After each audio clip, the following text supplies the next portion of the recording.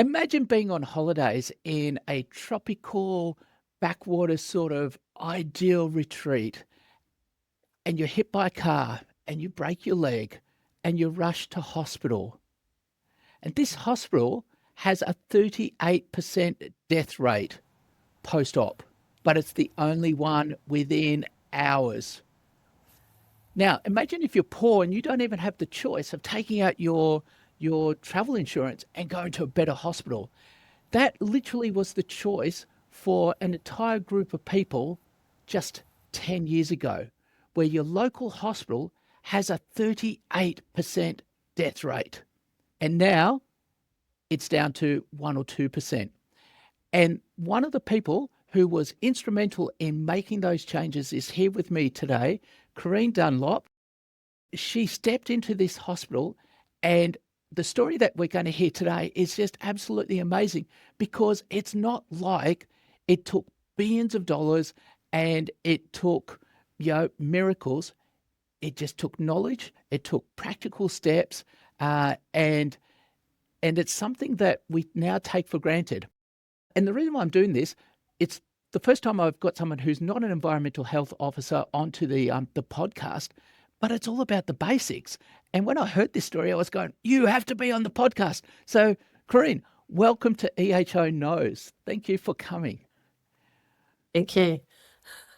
Now, okay, so we'll try and, in really soft terms, admit that you're not an environmental health officer. Who are you? What do you do? In a nutshell, my background is I'm a operating theatre nurse educator and an infection control nurse. I'm also currently now, if you can see my background there, I'm also an acupuncturist, naturopath and herbal medicine practitioner. But my main area of expertise certainly used to be in operating theatre and infection control. Okay. And so that's how you became involved in this story. We're not going to name the hospital. Like, this is not a name and shame exercise. And we're Thank you. largely going to try and avoid naming the country, because the truth is, what we're about to talk about could have been in any country. And here's the thing, this is what the world was like 100 years ago. And so it's the changes that we've seen that have taken place. But let's go back 10 years. What was the hospital like? How could it be so bad? So probably I'll start you off at as to why I ended up there maybe, and that might, then I can segue into that if that's okay with you. So I was asked to go up and teach total hip surgery to public hospital, biggest hospital in the country. And the night that I got up there and was taken around the hospital, I had grave difficulty in picking my eyeballs up and putting them back into their sockets. So the infections that I saw there, the smells, the patients with necrotizing fasciitis lying on the ground with IVs hanging out, filthy, filthy conditions, smells horrific, was just abominable. And so I ended up ringing back to the surgeon who asked me to go and said, "Look, if we teach them hip surgery, they're all going to die." Do you get that? I had no idea what the death rate was at that point post-op. Anyhow, being my usual tenacious self, I did what I was asked to do and put together a theatre course for 4 nurses and 1 surgeon, and we taught them how to do hip surgery. And thankfully, they listened to me. I have no idea why. I think the old whiter hair might have helped. And just, yeah, so they did what I asked, and it was incredibly successful. In fact, they had infection rate pretty similar to what we have here in Australia. So that was really great. Whilst I was there, the director of that hospital asked me to come back. He just said, "Look, Kareen, I don't know what to do. Please help me." And I was like, "Whew, that's a big ask, drop my business, drop everything and run." Anyhow, so back to your original question, what was the hospital like? Oof, I don't even know where to start here. So the smell was probably the first thing that hit you when you walked into the grounds. Just rotting flesh, toilets that weren't flushing because they didn't have water coming out of them. Hand basins, I couldn't even see any at the time. If there was some in the operating theatre or where they did their scrubbing, but that was about it. a lot of people. So the hospital itself was a 500-bed hospital, had 620 patients at any given time at a minimum. People on the floor, you literally meant people on the floor. People on the floor on bamboo mats lying in the corridor. People lying in bamboo mats in the stairway, like in the little foyers off the stairway with humongous, like I said, necrotizing fasciitis, like their body was just rotting and they were left there to die.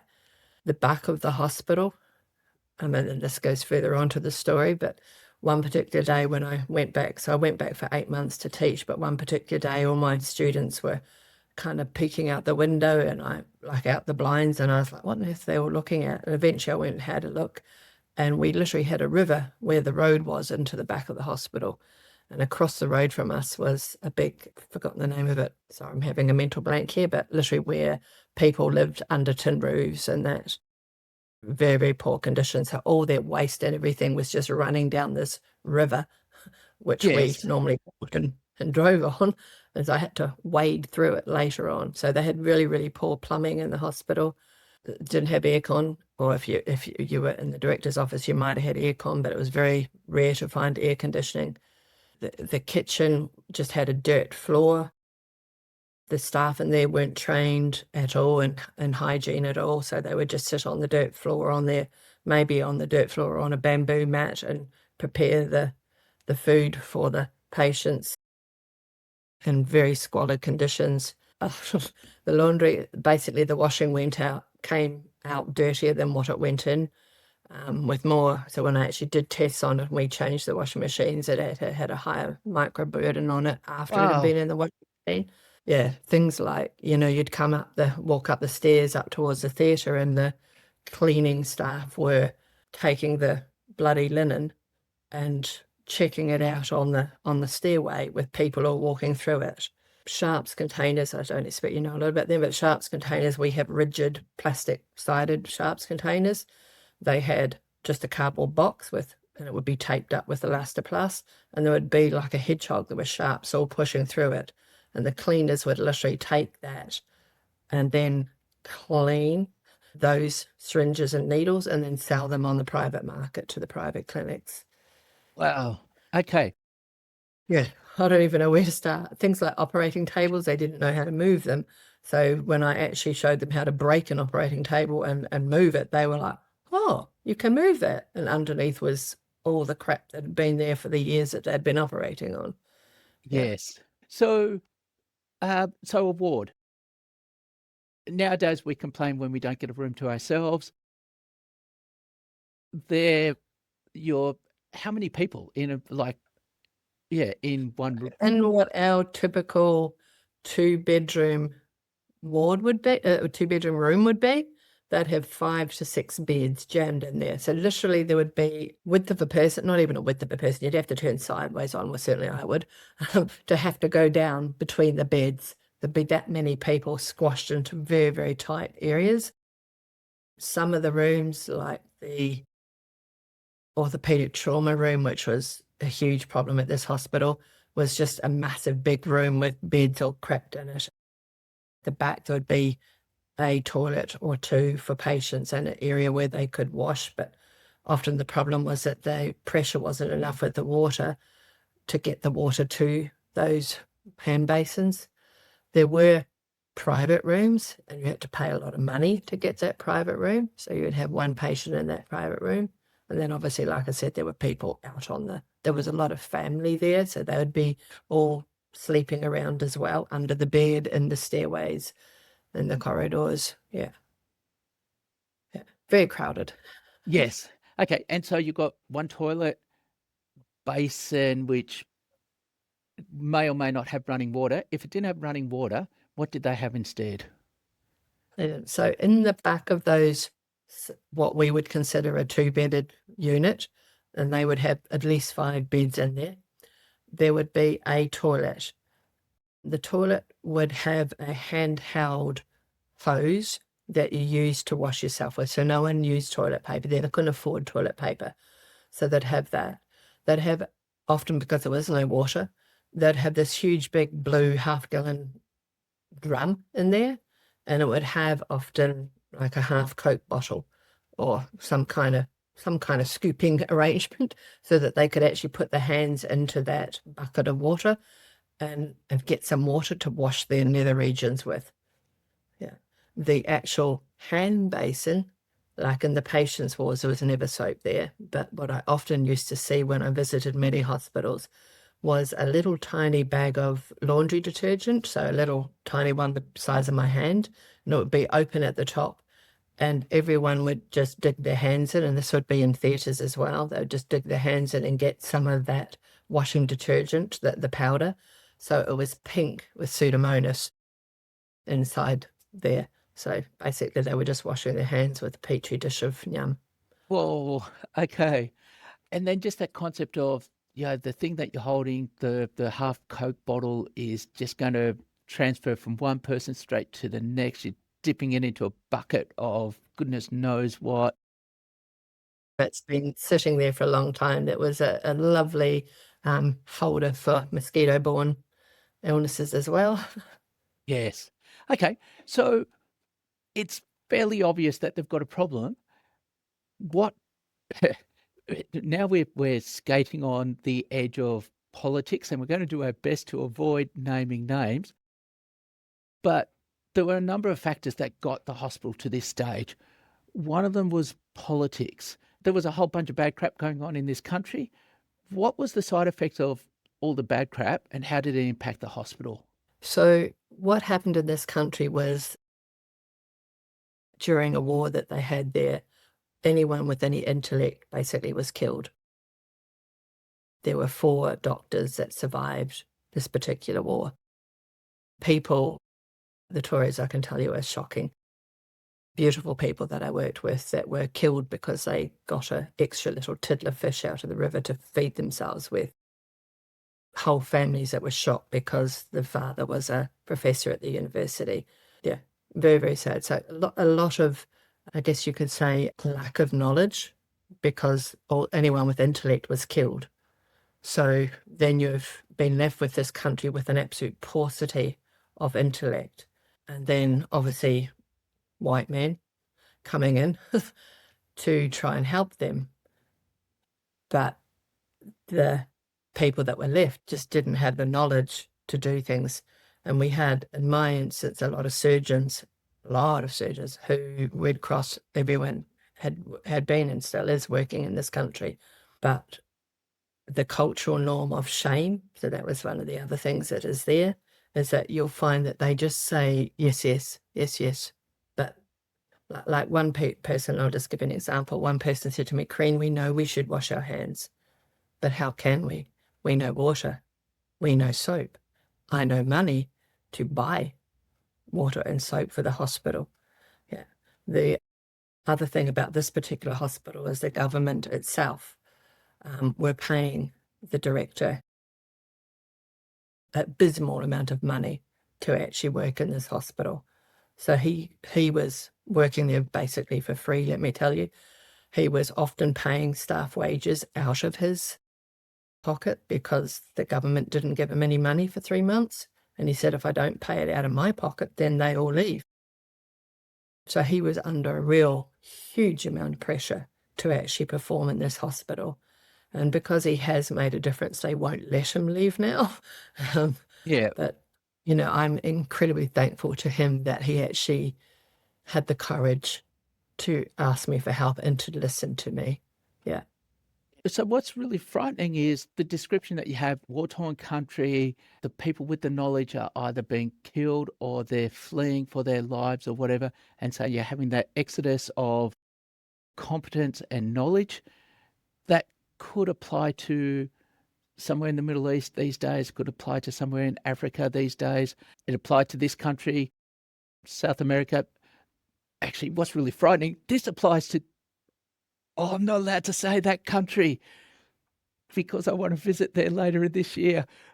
And we're getting an exodus of knowledge from the top, from the people who know what's going on. And so then you start to get to this position where who's left behind, what's there. And then, like you said, the name and shame, lack of funding. And so things are just being driven down, getting worse and worse. in one sense, you've got a hero story because you've got the director who's actually working for virtually free and funding it all, but absolutely no money coming from the top down.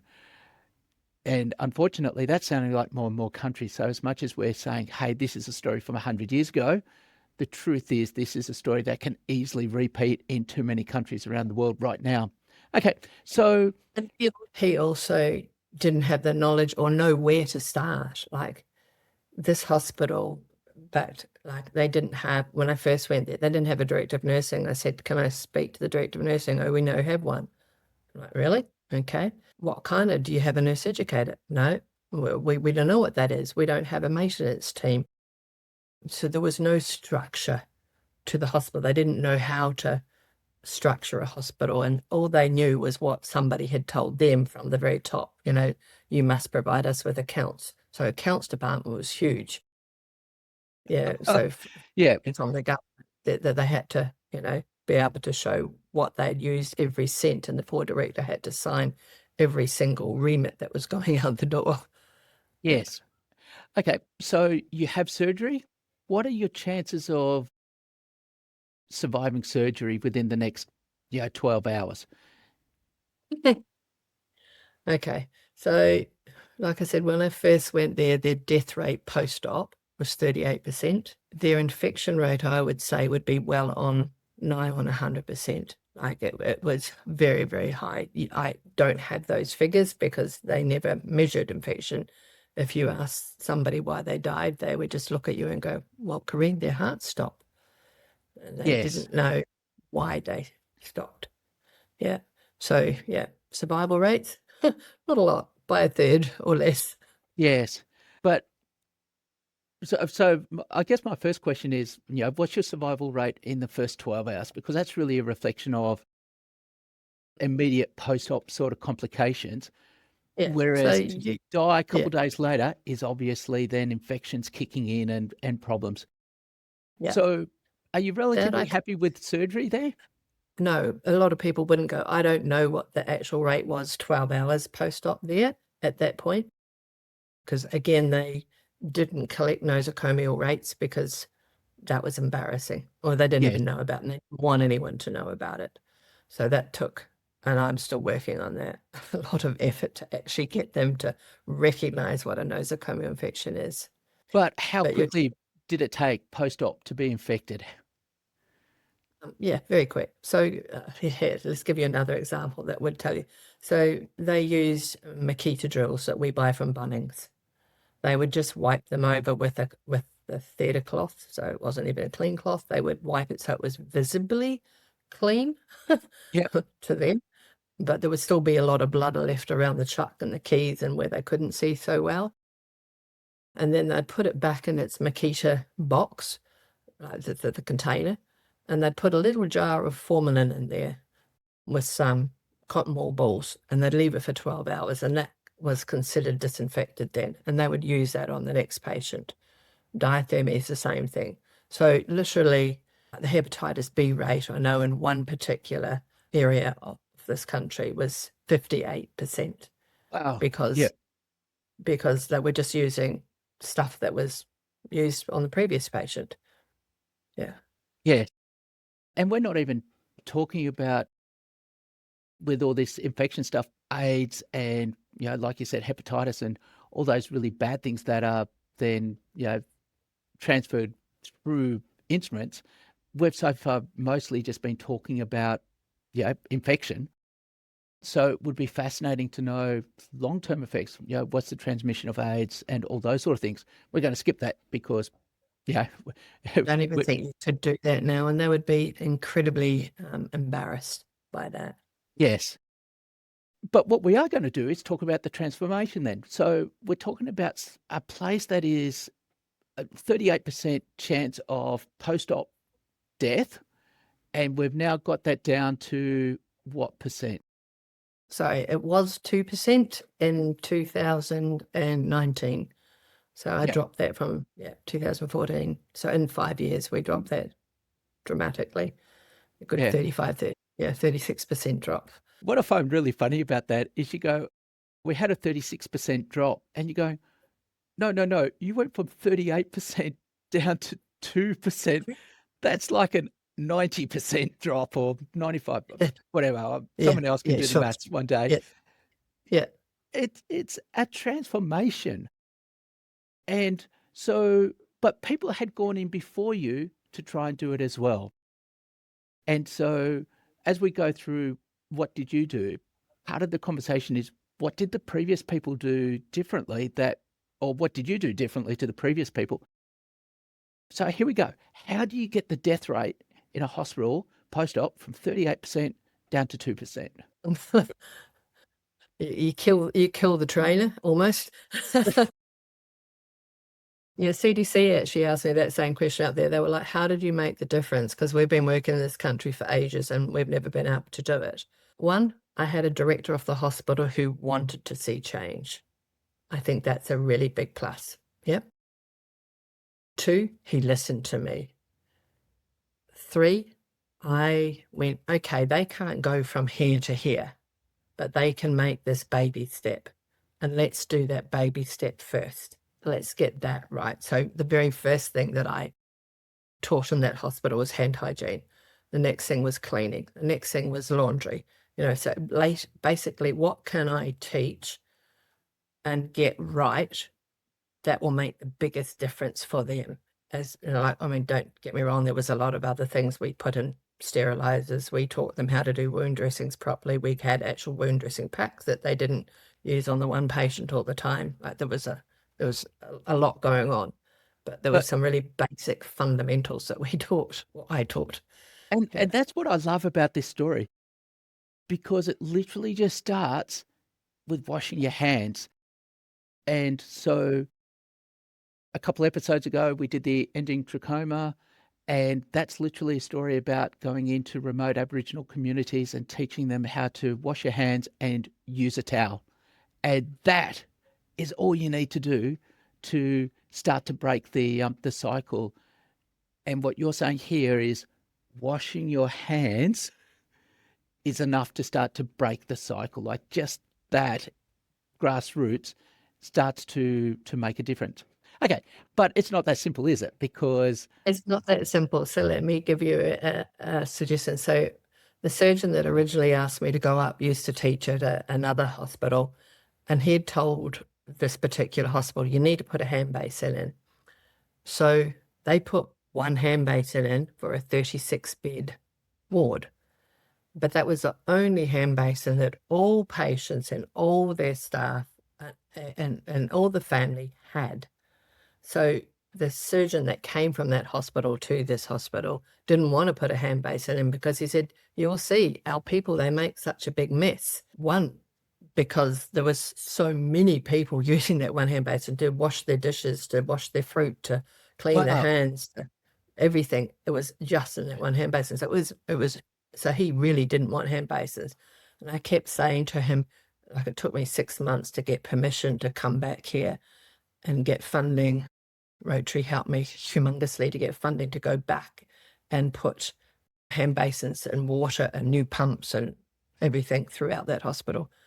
But yeah, it took a long time to get them to swing around to the idea of, okay, we have to start. Like I keep saying, you have to start somewhere. If you don't start, it was always going to be like this. And I kept saying, you can't teach a baby to walk, unless they can stand. You have to, there's some really basic principles that have to happen. Yeah. and so so it's really ironic that they put one basin in and suddenly went, oh, that's feral. And I could imagine it being worse because now you've got everyone doing everything, like you said, cleaning food combined with dirty hands and bloody and blah blah blah blah. Of course, it's going to Their be worse. laundry, they're Yeah, washing their patients' gowns, their family. Yeah, it's going to have water all over the floor, of course. Yeah, and so they went, that's worse. We're never going down that path, rather than actually just going, yeah, the solution is to put more and more in. yeah. Or how And do we manage this? Yeah. So critical thinking is not something that is common in this country, nor troubleshooting. So basically, when the king or the prime minister says do bip, you do bip, and you don't ever question that. Yeah. Yes. In Australia, if someone tells you to do something, we basically tell them to nick off and go do it themselves. So we've got no question at all with, a problem with questioning authority, whereas Yeah. there's a lot of cultures that just won't question, won't This will not. And I had speak to up. recognize that and work with that. Yeah. Like, how do I like it? Oh God, I mean, it could have, the surgeon often says to me, they'll drive you to drink up there. And thankfully, I don't drink a lot at all. But man, there were some nights that I was like, oh my God, like, how the heck am I going to get this point through? Yeah. Like, what am I going to try now to try and change their thinking on this? Yeah. Yes. Okay, so we've got basic hand washing, so we're getting more sinks in. Any resistance from people to actually wash their hands? How does it go with the nurses, the surgeons? No, not at all. So very interestingly, like I just remember the very first day so there was a quadrangle outside the ICU, and there was a toilet in one corner, and again, a lot of family used to all congregate around there. So we put a hand and laundry set up there. Basically, it was just a covered roofed tin thing with two hand basins on one side and two for the little kids, and round the other side, big laundry trough ones. And the very first day that they were functional, I saw these kids coming out of the toilet and washing their hands. And I was like, yes. Wow. No, there was actually no resistance because now they had something that they could do. They didn't have to walk a mile to find a hand basin. It had water in it, had soap. We Yes. didn't put paper towels anywhere because that would have been just too messy and too much of a leap. But it was a start. Yes. Awesome. Okay, so tier 1 was hand washing. The next step you said was cleaning? Cleaning. Cleaning.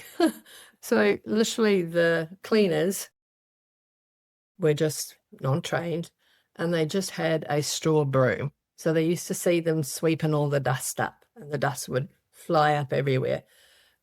They didn't have a basin with soap and water in it and a cloth. It didn't have anything like that. So beds weren't clean between clients. Bamboo floor mats weren't clean between clients. Yeah, it was just literally a straw broom. And then you'd get, you'd have the directors going, oh, they don't know how to clean. I'm like, well, no one's taught them how to clean. And the other big thing, no one's provided them with what they need to clean. Yeah. Yes. Okay, So that's so the really big thing. yeah, Yeah. so Basic knowledge stuff and like. resources. But when you talk about resources, what resources are we talking about? Well, here we see they're not behind me because I'm in Perth for anyone that doesn't know, and it's the sun is hitting out there, and it's probably about 34 degrees out there now, so it's getting warm. Yeah, so resources. So we came back here, we got a whole lot of cleaning trolleys. Now, not that we actually had to provide cleaning trolleys, but we provided each department with a cleaning trolley. It had a brush and shovel on it. It had a spray bottle with cleaning equipment in it. They had cloths that then went to the laundry. They had a basin that used to get them processed in their new CSSD. So yeah, just like things that we'd just take for granted here. Yeah. So Yes. they finally had that. Yeah. Yeah. Okay, and so we're now educating the cleaners and we're equipping the cleaners, and so now there's a chance that, yep, the wards can start to be And cleaned? rubbish bins. Rubbish bins. So they might have one silo bin at the end of the ward. So now there's a multitude of silo bins, and there's things like a roster. Who's going to empty the silo bin? Where are we going to empty it? How are we going to burn the rubbish? Is the smoke going to affect everybody? Can somebody come and pick it up? So all around the back of this hospital was just rubbish like no tomorrow because they couldn't Yes, manage the that they had. Yeah. So combined with your occasional flood to bring it back into your car park. rubbish. Yeah. Okay, so now just handling of rubbish, getting it out, stopping it from rotting around, having the smell, just adding to the rest of the smell. Okay, so we've got hand washing, we've got cleaning. What's the next step up? Laundry. So this is the next big one. This is the one that they really wanted earlier. So when I first was going up there, when I went up the second time for 8 months, and like I offered all their university staff to come in for free to the course that I was running for the national course on infection control. And they went, "Oh, we know infection control." And I was like, if you knew it, your hospitals wouldn't be having this issue. So, yeah, back to the question of the laundry. Yeah, they just had these huge washing machines from the 1920s that used to just pour out soap bubbles everywhere. But all the washing, like anything that was white that went in there came out grey and brown, and like it all just went a funny colour after being in that washing machine. The staff in the laundry had no idea how to process the laundry, so they were just with their bare hands, they were sorting through everything in these big troughs, and they would just go in there, and then they'd go in this massive big heater wash dryer thing. Yeah, so their laundry didn't work at all. So I have a lovely company here, and I will name them because they were amazing. So CSL Laundry went up with me one time, and we installed 4 washing machines that actually sanitized and 2 dryers. And I taught the laundry staff and gave them again the equipment, like long rubber gloves, to actually sort through the linen so the sharp stuff didn't end in the laundry thing. And yeah, we built a new laundry. We put hand basins in it. Though the first time I went there, the hand basins were being used to hold bananas. Rather than being used to wash the hands, because I had to teach them, like, this is important. This is why you wash your hands. When do we wash our hands? Like before and after eating. Yeah, after touching all this linen. Yeah. We got laundry baskets. So rather than what they used to use was just tie all the linen up in a big sheet and either put it over their shoulder or put it on a patient trolley and trundle it to the laundry to use. Yeah. Yes.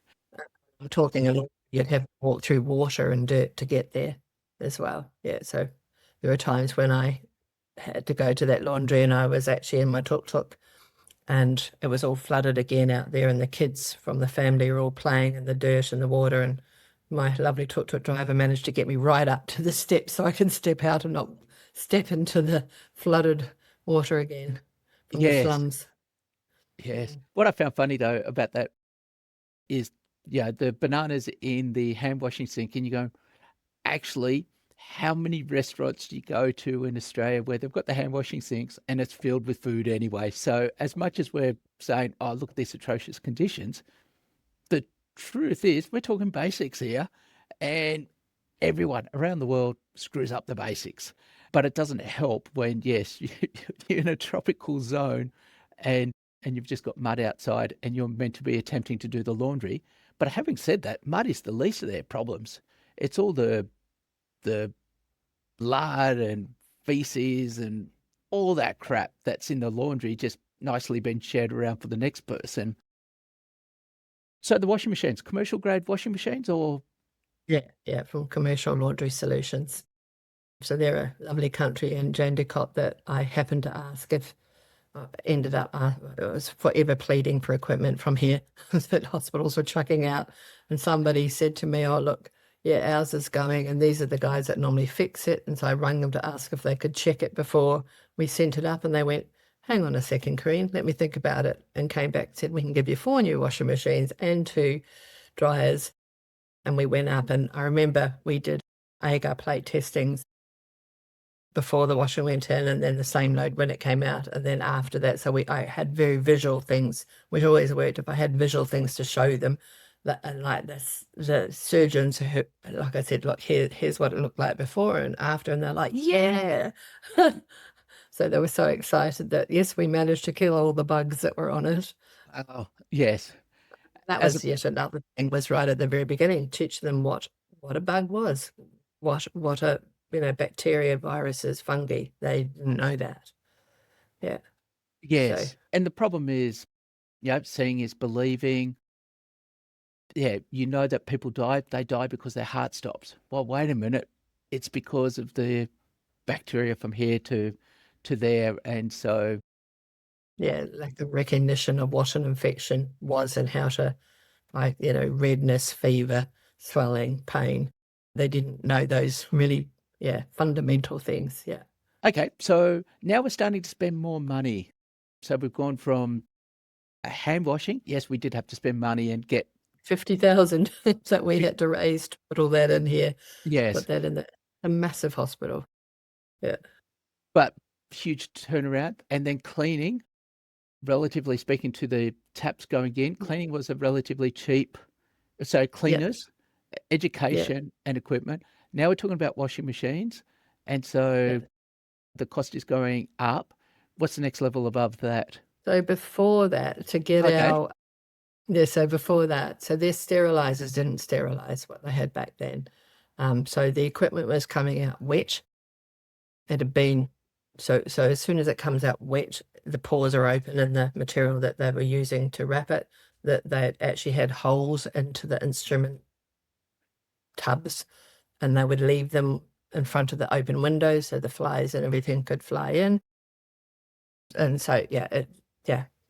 So what I did after the first one, yeah, after the first visit, so that was a month visit, is we got actual sterilizers that sterilize, and I designed a central sterilizing department for them. So had to teach them about sequential, like this is where we clean, this is where we decontaminate, this is where we assemble and pack, this is where we sterilize, and this is where we store, dry and clean. And that was a very big task in itself as well. But yeah, we're Yeah. very good at building. Yeah. Yeah. And then, yeah, again, fundraising back from here again. So I have a lovely surgeon. I work with Dr. Tim Keenan. He is a humanitarian surgeon that does work in Palestine and trying to get someone to go to East Timor. If anyone's listening to this and wants to do the similar sort of thing in East Timor, yeah. And he works all around the world and just an incredible man. He's 80. Is he 82 or 84? He's in his 80s now, still doing this. Like Wow. he was Yes. supposed to Palestine just recently, but obviously a little war happened in the middle of all this, so he's not gone now. Yeah. Yes. And so, like with CSSD, now depending on Yeah. my audience, some people will be going, hey, we now understand what you're talking about. But it's really just about cross contamination. And so you're just going, they're really dirty, keep them away from the clean stuff. And then, once something has been cleaned, once it has been sterilized, avoiding it being contaminated again. And so, really, really basic principles. What were they doing before you put in a CSSD then? So the instruments, so any theatre nurses listening to this will be like, oh my God, and any theatre managers are like, well, we'll make them work harder. So they'd have one scrub nurse per 3 to 4 theatres, and they would be running between every theatre. So even that was a problem. But they'd literally get the instruments from the surgery that had just been done, and they'd just tip them, so they'd break, and into the scrub sink where you actually did your scrub prior to surgery. And they would wash them there while they were listening out for the other 3 theatres. And then they would just literally pack them back into a little tub, a metal tub thing, and send them down to CS, put them in their sterilizer that didn't function. Yeah. Yes. So, yeah. Wow. Okay. And so then introducing a proper CSSD. Now, at this stage, then I assume that the bills are going up. So a Yeah. sterilizer and a proper washer. What sort of money are we talking about now? Oof. I've never actually kept a running tally. I know it cost me, like my husband and I, he worked out the other day. He said, honey, I think that we've spent just in our time, my time alone, well over 250,000 at loss of wages and what we did up there. And certainly we went into negative and super, forget it. But, I have gratitude for what I've been able to achieve up there. I'm very proud of what I've achieved up there.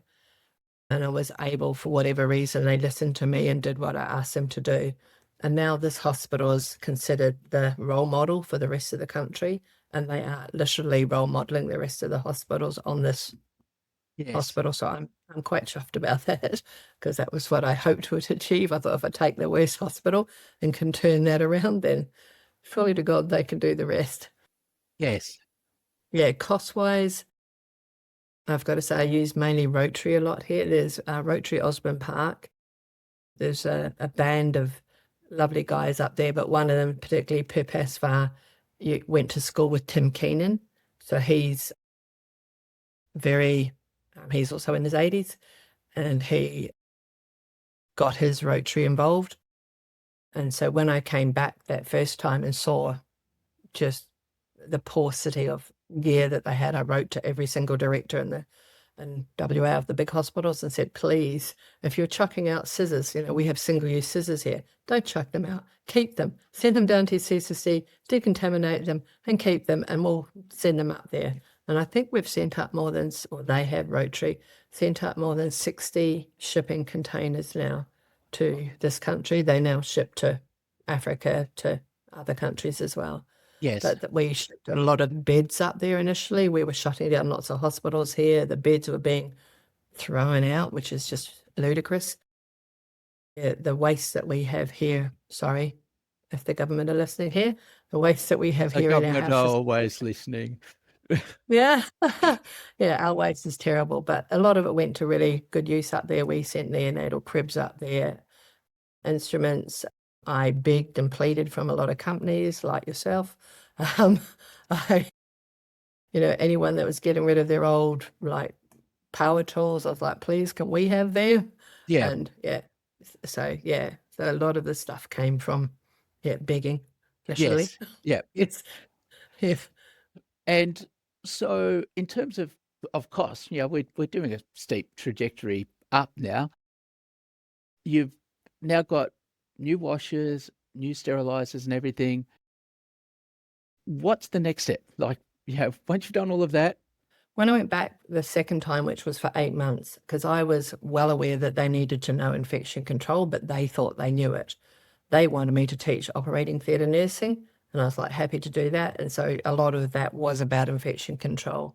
I taught that infection control course at over 6 months. I had to develop it, write it, and teach it at the same time of doing a theatre course and teaching that hospital how to be a hospital. So working with the directors, let's get a maintenance team together. This is who you need, a plumber, a carpenter, an electrician, blah, blah. So I was doing all that at the same time. And then I had a lovely lady from here, Sam Genoway, who's a nurse at Royal Perth Hospital, who came up for 2 weeks when I was there for that 8 months. And she came back with me quite a few times to support me in teaching as well. And we just got more people knowing about it. And I'd go up and I'd teach basic life support. And we took from St. John's a whole heap of defibrillators and taught them how to use defibrillators. We sent up an ambulance. What else did we do? So one time was teaching wound care. That was one huge lesson. So how they used to do wound dressings was one trolley per the whole ward for every patient at the same time. So the nurses would be running backwards and forwards, dropping their instruments and their stuff from that one trolley to multiple patients. So one time we took a first group of nurses, student nurses from ECU up with me. They fundraised for me, went to the markets, we bought kidney dishes and forceps and little galley pots, and we went and got the proper material, and I taught them how to wrap them and make them, and we had reusable dressing packs. But you have to go through, how does that dressing pack, who takes it to CSSD? Who's going to pay for that? Who's going to walk it there? Whose job is it to do that? Yes. How are we going to get it back? If it belongs to our ward, is it going to come back? It was So that's another thing that I did. Lots of things. How to, what's the job description of a nurse? How to care and comfort for a patient. That was a very interesting lesson. 100 nurses. How to show Yes. compassion to a patient. So every time I'd go back, I would add on to what I'd taught to just take them up another level. Yeah. Yes. And it's how to have compassion on a patient when you're a hospital for 400 people, currently with 500 people, most of them dying.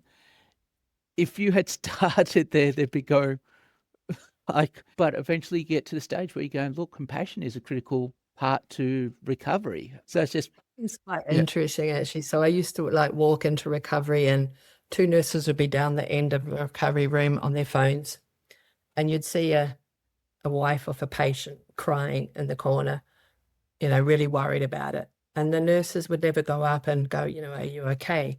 So one of the directors from another hospital said, oh, you can teach my nurses how to show compassion. And I smiled because I knew exactly what he was talking about. So I put together a course. It was a day course, and one of the senior nurses from this town sent me a text going, Kareen, you cannot teach nurses to touch patients. Nurses cannot touch patients. It's the absolute no-no. And I thought, oh God, I really got my work cut out for me here. So I had 50 nurses from that hospital and 50 nurses from other hospitals. And so the first part of the morning was, what's a good nurse? What's a bad nurse? Is this a good nurse? Or is this a good nurse? How do I say, how are you? Are you okay? And so that was one session. Then the next session was, and we got them to practice on each other. Where do I touch a patient? How long do I touch for? How do I know if they don't like it? So very, very literal teaching. Yes. And then I got them to go out and practice showing compassion to a patient, 2 by 2, out into their hospital. And this particular nurse came back and she was so gobsmacked at how the patient felt. She went and found another patient. Now she teaches that subject. Just recently, I have a chap here who's here doing a master's, and he said, my father had to go to that hospital recently. He didn't know about me teaching there. And he said, now they're really good. They smile at you and they look and they're kind and they're caring. And I was like, yes. Yes. Yeah. And it's funny that, I feel like I'm being looked after and they care about me, as opposed to, I don't know, Dr. Gregory House, probably the worst TV show ever, because now you think that if your doctor is rude, he must be brilliant. But to actually say, no, be nice, Mm. be caring, and Yeah. it makes such a big difference. Okay. Mm. So we're now getting to, it's the small incidentals, but let's run backwards. Let's just say on day one, you had stepped in. So we're talking day one, 38% Uh-huh. death rate. Let's just say you had replaced the sterilizers on day one. Okay. Gone in, done the big change. What impact would it have had? You only changed the sterilizers, nothing else. It would have had a reasonable impact because now they'd have, the instruments were sterilized between there, but it wouldn't have stayed sterile when they come out of there because, actually they would have, because they would have been dry, but they would have not known to close the holes up in their little buckets. So in their tins, they would have kept them in still very humid conditions. Yeah, there would have been a little change, Yeah. maybe, But you're still but going not. to end up back in a ward with dirty rags Yeah, as yeah, dressings. yeah. So you would have, instead of dying in the first 10, 12 hours from the operation, which you might have had a slightly bigger chance there. Like this hospital now is considered an incredibly popular hospital. So I think it's 1,600 bed hospital now. It's grown exponentially because people actually are happy to go there because they actually survive. Yes. So it had a very bad name before, but yeah. Yeah, good question. I can't give you percentages because I just don't know. No, Yeah. but my guess, it's going to have almost zippo zilch, because most of the infections were just everything's dirty. And so just to have a clean scalpel is going to do Buckley's when everything's just bad. Hypothetically, changing the washing machines, forget the sterilizers, forget everything else. All we do is put in new washing machines so they've got clean linen. What sort of impact? Bearing in mind that most of them didn't have linen on their beds anyhow. They just lay on top of a hard bed Okay. with no. But yeah, so the linen that was washed was theatre linen. Yes. Yeah. So Oh, the theatre linen. Yeah. So if we just change the washing machines, yeah, it's a package. You can't just do this and not do that. It's a package. It really is. yeah. Yeah. Yeah. What I find amazing is it's the concept that at the end of the day, you're spending a lot of money to, put in sterilizers. Like, to be world class, you have to be up here and you have to spend the money. You have to have the sterilizers, you have to have the washers, you have to have all of this. And that's how you achieve We did find 2%. sterilizers that were reasonably priced though, so we went to China. Well, I Yeah. didn't go to China. I ended up, soap that was being sold to us from one country that was coming in at $4.50 a bottle, but then being through all the corrupt hands, arriving at the hospital at $35 for a bottle. I then found from a neighboring country at $2.50 that that hospital could then use. Yes. Okay. So, but my point is, to get to 2%, you have to do all the amazing stuff. But to get away from 38% and halve it or get that really big change, it's back to the basics of, having the sinks, having the washing of your hands, having soap, having cleaners who actually clean, removing garbage. Those are the fundamental basics that from 38 down, and yet that was the stuff that had previously struggled to happen. And the reason why I wanted you on EHO Knows is because, well, wait a minute, what's environmental health all about? Well, it's about prevention and it's about, the basics. And so all of those things are just fundamental environmental health. And in this case, it's a hospital. When you neglect those, it goes horribly wrong. But be it hospitality, be it whatever, you get the basics wrong and things can go horribly wrong. And so, yeah, that's the amazing stuff. You don't have to spend a huge amount of money, but you always need to get the basics right. Yeah, interesting. Like I know the sterilizer cost us 30,000 US, the first one that we put in. Yes. Yeah, so yeah, there wasn't like we were pretty tough on what things cost. Yeah, Yeah. Now you're yeah. going to be banned from all the Australian sellers of sterilizers because the hint that there's a $30,000 sterilizer out there probably doesn't go down too well. Back in 2014, so 12 years ago. Yes. Yeah. Pre-COVID pricing. Yeah, Yeah. yeah. Okay. So here we are now, 10 years later. And like you said, it's now a hospital of choice. If you are holidaying in this country and you do unfortunately have that accident and you're now taken to that hospital, you know that you're going to have sterilized instruments being used. You know that you're on clean linen. You know that post-op, you're going to be going to a clean ward. You'll probably be paying for the private ward and you're going to have a nurse who cares. She's going to show compassion. She's going to have washed her hands before. I hope. I hope. Yes. Because And even here, that problem.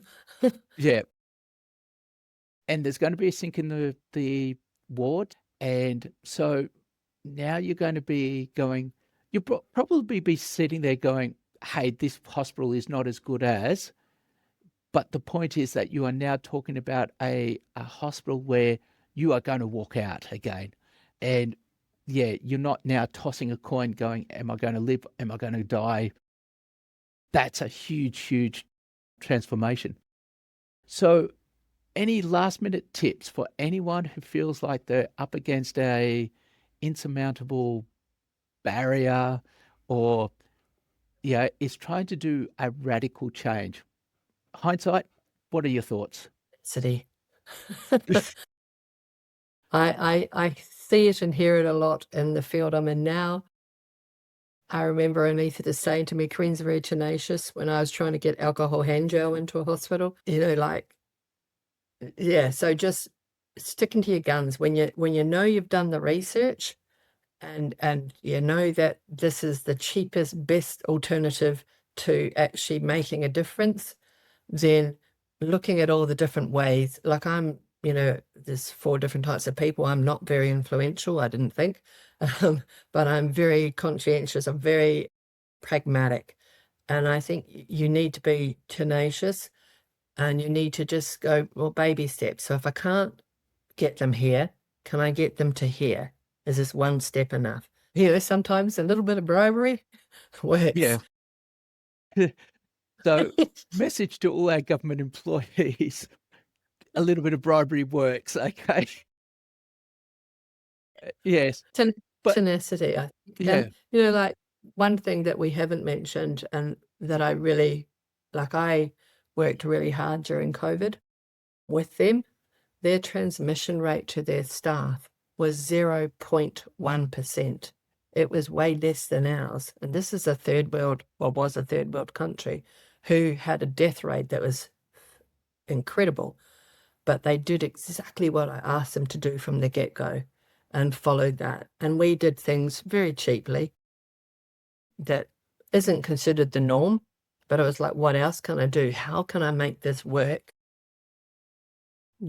so that people don't die, that all their staff don't die of infections, you know? So, and yeah, so I And come up with some novel ideas, I will say. I won't put them on your podcast because I would be shot down in flames. And I was shot down in flames from World Health Organization and all sorts for saying and doing what I did, but it is but it actually worked. a huge testament because you're talking about from 2014 to 2020 was COVID. And so in that space of 5 years, 6 years, you transformed how things happen such that when COVID came along, here's the ultimate test as to what's your infection control like, and you can basically pass with flying colours and, yeah, outperform what happens around in a lot of other Brilliant. countries. Yeah. Yes, Yeah. and that'll be Yeah. the sequel secret episode, which will then get you banned from practicing ever again. Yeah. Yeah, there Precisely. was nothing wrong with those leeches. Those leeches were great. Oh That's a my joke, by word. the way, just Yeah. in case for any of I mean, in basic, so anyone is listening, I got them using airborne precautions from the get-go. yes. Yeah. Right at the Yeah. very beginning. And they did that. And I guess the way I got them using them was a bit novel, but it worked. Yeah. Because they couldn't afford to chuck their masks out. Yeah. Yes. Yeah. Yes. So Mind you, I basically, yeah. Yeah. Anyhow, well, I won't go into that because I will get in trouble. Already oh, been in and out. and so where we'll finish, yeah, just that concept that, yeah, be tenacious and you can make a huge difference. Focus on the basics first, work up from there, work with people.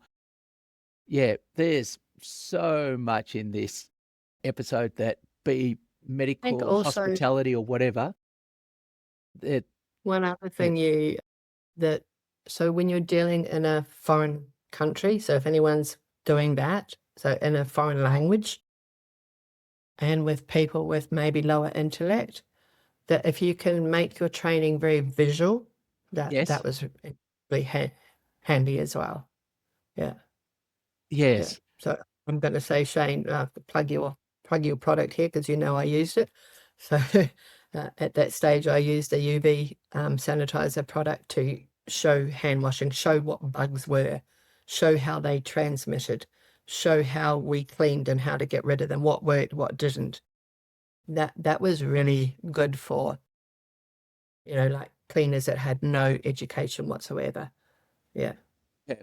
Okay, so if we're gonna finish on a shameless plug, then we'll finish on a shameless plug. So Glitterbug is the product there, but we've now got our own Aussie version of Glow to Show. And at this stage, a lot of people come to me and they say, "Look, can you do a charity discount?" And the problem is most of our customers are charity. But here's the thing, if you are doing something, and in this case, Kareen literally was, she's doing all of this and she's not being paid for it. If that's you, if you're doing any charity work and you're trying to teach people hand hygiene, come to us and we'll just give you the product. And I can largely say that because not many people will take me up on the offer. But at the end of the day, yeah, it's just teaching people those basics saves lives. And Yeah. so, yeah, if you're giving away your time, I will gladly give you the product so that you can Mm.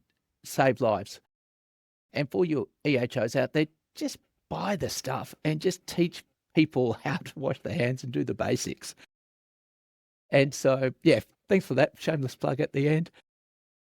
It's okay, I'm happy. I even had a teacher here, a primary school teacher here the other day. I said, "Here, if you're not using this, give us a go. Show you how it works." Yes. She was like, "Oh, really neat." And I'm like, "Yeah, it is. It's very visual." And especially for, if you don't have a high intellect or you're struggling with a language problem, it's such a good tool. Yeah. Yes. Thank you for that because I'm taking some of those freebies up. I actually was gonna be paying out of my own pocket. But Shane, thank you for your freebie pack arrived today, which they'll be most chuffed for. Yes. No, no, and yeah, it's just awesome. So I love the story. So thank you very, very much for being on the podcast. You're If welcome. anyone wants to be in contact with you, we'll drop your email, if that's okay, at the Yeah, end or in the they can comments. just I've got a website, they can look Kareen Dunlop up. Yeah, so Yep. it's with 2 E's instead of Karen with 1 E. So, Yeah, yep, Kareen Dunlop, yeah. as in Goodyear. Yes. Yes. And Yeah, so .com.au? it's Kareen.biz actually. Okay. My actual website is, yeah, Kareen.biz, B-I-Z. Yes. Yeah, but Awesome. if you put Kareen Dunlop in, I pop up. Yes. And so Yeah, thank you so much for being on the show today, and all the yeah, best with your, many transformations ahead. yeah, next one. Yeah, up there again in May. Cool. Okay, Thank thank you, you very Sinead. and Bye. Bye, everyone.